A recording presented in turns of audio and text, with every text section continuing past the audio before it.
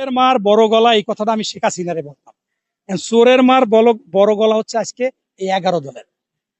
এরা কিন্তু প্রথমে জামাতের আমির রক্তের দাগ শুকানে 8ই আগস্ট বলছিল 2024 সালে যে আওয়ামী লীগকে ক্ষমা করে দিচ্ছে। সাথে সাথে সাইদির ছেলে মাসুদ সাইদি বলছে আপনার সন্তান খুন হয়েছে, আপনার ছেলে শহীদ হয়েছে, আপনি কে? এই প্রেস ক্লাবে বলে বলছে। আবার এরকম এই জামাতের আমির ওই 2024 সালে প্রার্থী ঘোষণা করে দিল আওয়ামী লীগের এনায়েতুল্লাহ চৌধুরী ঢাকার সাথে। ওই আগস্টেই চলে গেল বসুন্ধরা গুরু পাশে দাঁড়াইল। এরকম বহুত লোকের কাছে টাকা পয়সা আইনে টাইনে তছনছ করে ফেলছে।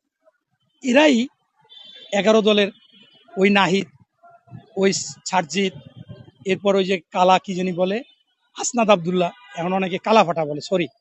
এখন এরা বলল আওয়ামী লীগ, ছাত্রলীগ, যুবলীগ যাদেরকেই প্রতিষ্ঠিত করতে চাইবে, যারা শেখ হাসিনার মতো দেশ থেকে তাড়াবো, ভালো কথা। এখন কি করলো? এখন তো জালিমের ভূমিকায় অবতরণ করছে। আমার বাড়ি মোড়লগঞ্জ। এই মোড়লগঞ্জে মোড়ল ছিল 500 বছর আগে। সে আইসা বলছে যে চোর, গুন্ডা, ডাকাত, খুনি যত বছর সাজাপ্রাপ্ত তারা এইখানে আসলে 7 খুন মাপ। এখন এই এনসিবিও সেই আসিফ মাহমুদ টাহমুদ সবাই সামনে বসা তারাও বলতেছে যে ওই সে জালিমের মতো, মোড়লের মতো, যে আমাদের এইখানে আসলেই 7 খুন মাপ। সে হোক আওয়ামী লীগ, হোক ছাত্রলীগ, যুবলীগ, বিএনপি থেকে বহিষ্কৃত, যা হোক, এখানে আসলেই তার পরিচয় হচ্ছে এনসিবির নেতা কর্মী সমর্থক। কি জালিমের মতো কথা!